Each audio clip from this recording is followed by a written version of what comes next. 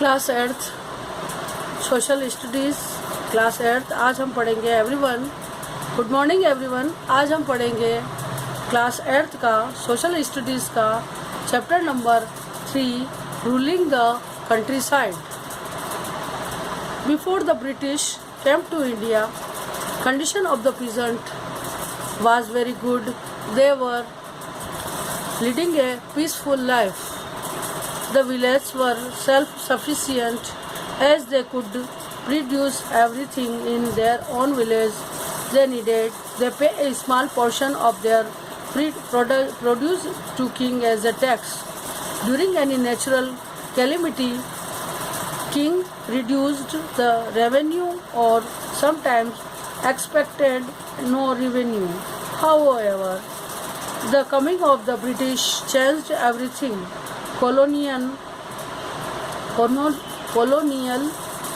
agrarian policy. In the previous chapter, we have read that the East India Company got the right to collect revenue of Bengal, Bihar and Odisha after the Battle of Buxar.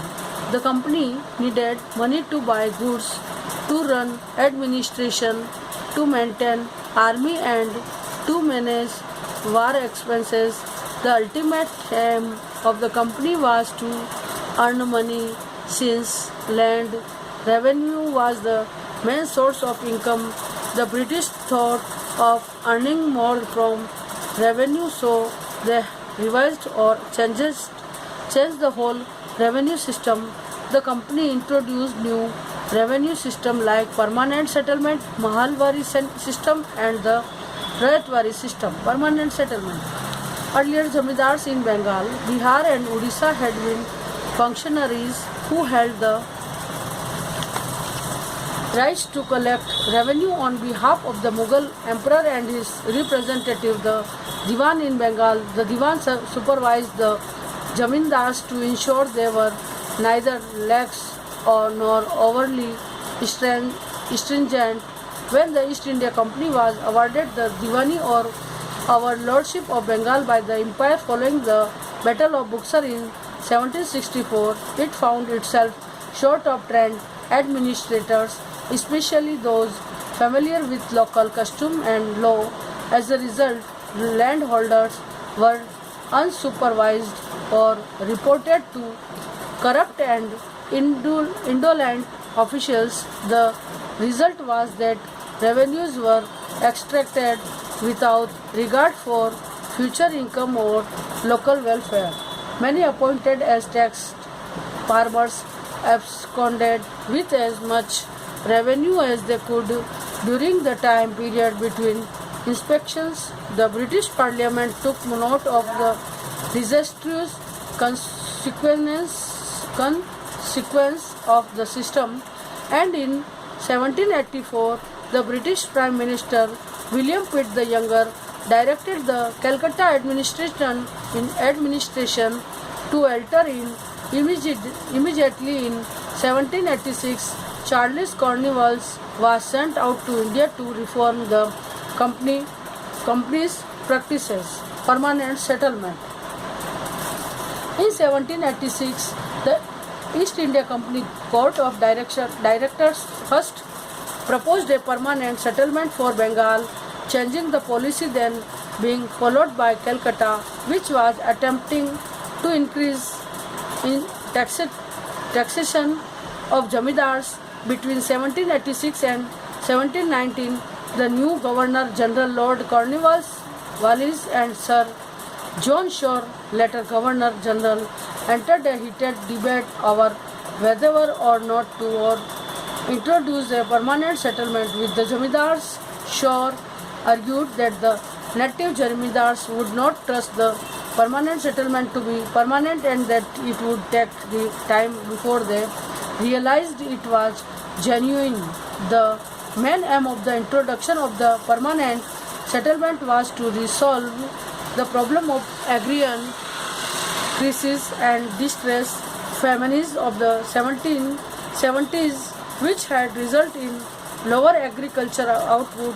The British official thought that investment in agriculture, trade and the resources of the revenue of the state could be increased by agriculture.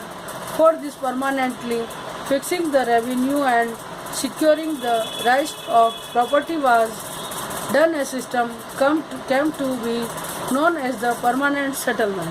This scheme was introduced in 1793 by Lord Cornwallis.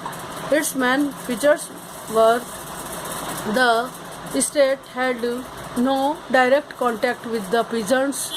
They authorized jamidars to collect revenue from peasants on their behalf. The jamidars could sell the purchased lands. The jamidars were made hereditary owners of the land under their possession. They and their successors exercised total control over lands. They were asked to collect revenue from the peasants.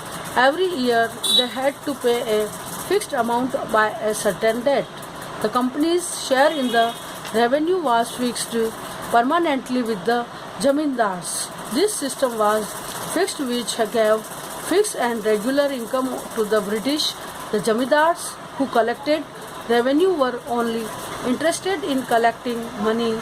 Jamindars never invested to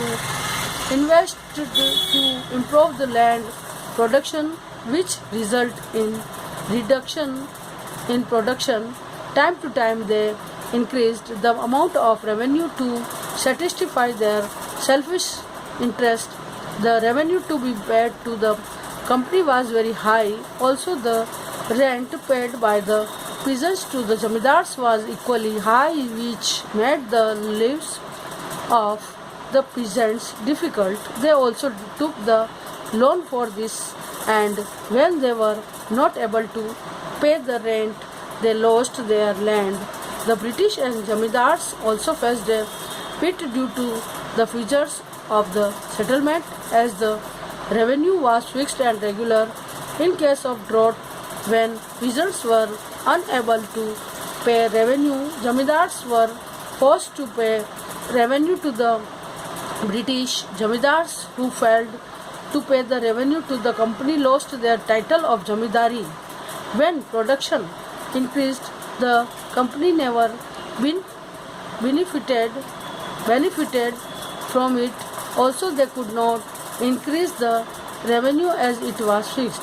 Thus, the permanent land revenue settlement involved the three parties: the government, the jamindars, and the peasants. As per this settlement, the role of the government and the jamindar was fixed, but the role of peasant was not at all defined, and the peasants were put at the mercy of the jamindars, and thus they were the worst affected due to this settlement. Mahalwari system. The government of William Bentinck made through a revision of the Act of 1823, and thus the Mahalwari system was introduced. They realized that the result of the regulation of 1822 was nothing other than widespread misery. After a prolonged consultation, the government finally passed a new regulation in 1833. The Mahalwari system of land revenue was introduced by Holt, Mackenzie, and Robert Martins Bird. It played a large part in making the system more flexible. The process of preparing estimates of produce and rents was simplified too. It also introduced the fixation of the average rents for different classes of soil. The process of measuring land, examining soil equality were improved further. The state demand was fixed at 66% of the rental revenue, and the settlement was made for 30 years. Mahalwari system, one of the three main revenue system of the land tenure in British India. The word Mahalwari is extension, a district. In this system, the land was divided into mahals. Each mahal comprises one or more villages. Ownership rights were vested with the peasants, and the village committee was held responsible for collection of the taxes. Rayatwari system. The Royatwari system was a land revenue system in British India, introduced by Thomas Munro in 1820, based on system administered by Captain Alexander Reed in the Baramahal district. It allowed the government to deal directly with the cultivator, also called Royat, for revenue collection and gave the peasant freedom to give up acquire new land for cultivation. The peasant was assessed for only the lands he was cultivating. The revenue was fixed according to the fertility of the soil. In Royatwari system, the ownership rights were handed over to the peasants. British government collected taxes directly from the peasants. The revenue rates of Royatwari system were 50% where the lands were dry and 60% in irrigated land.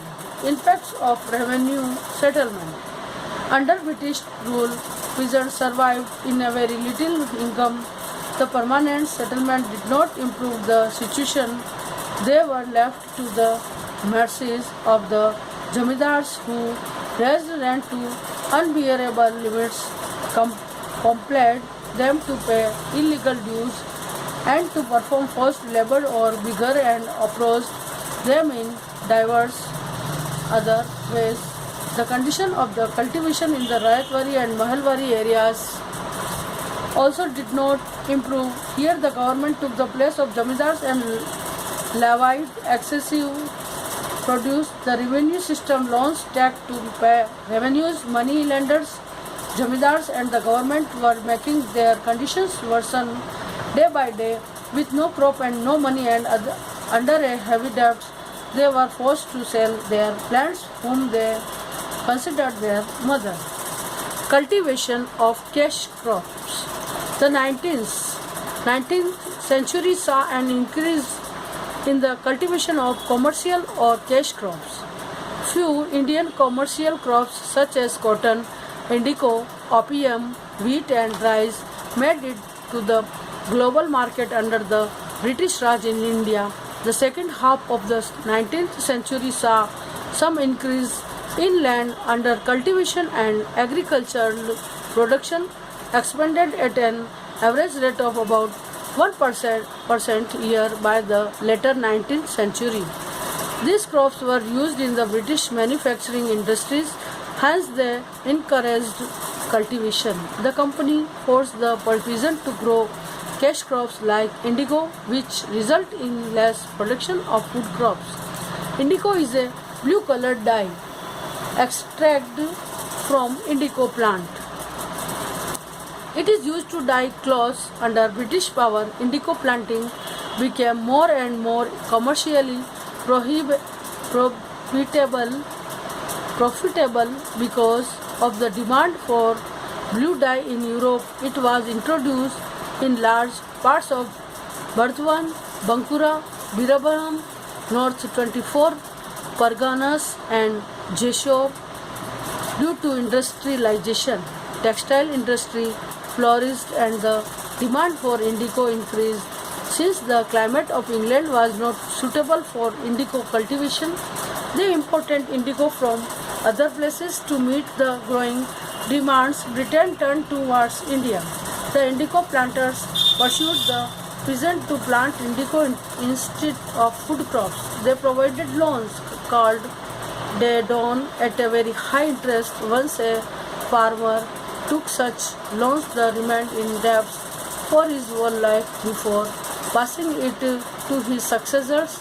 The price paid by the planters was meager, only 2.5% of the market price.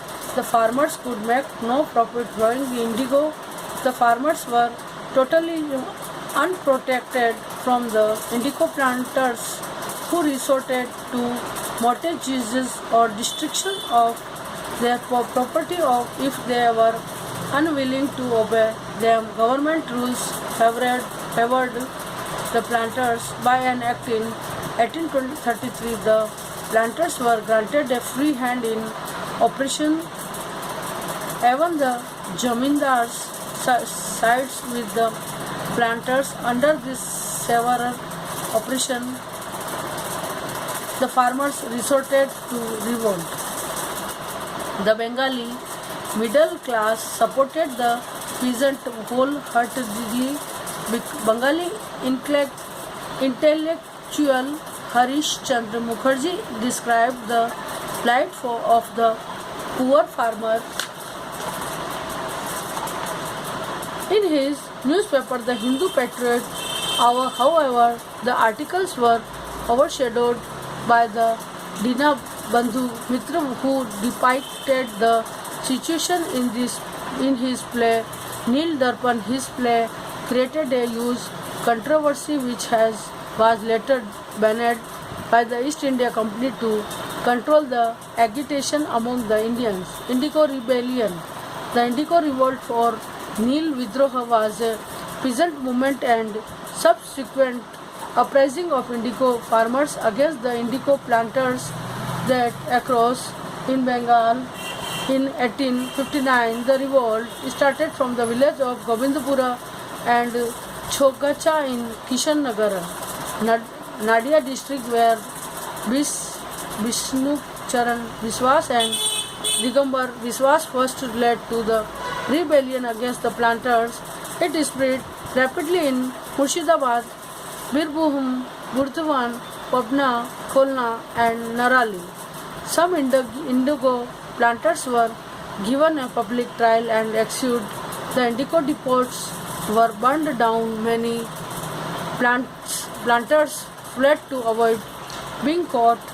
The Jamidars were also targets of the rebellious peasants. The revolt was ruthlessly suppressed.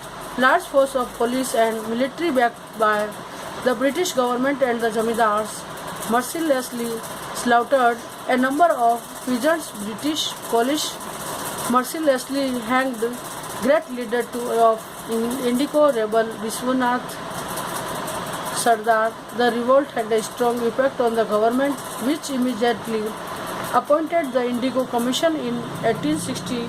In the commission report, E.W.L. Tower noted that not a chest of indigo reached England without being stained with human blood.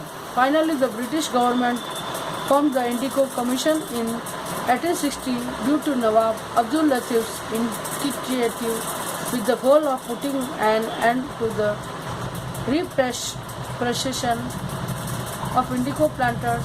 The planters shifted their base to Bihar as Bengal stopped being the hub of indigo cultivation.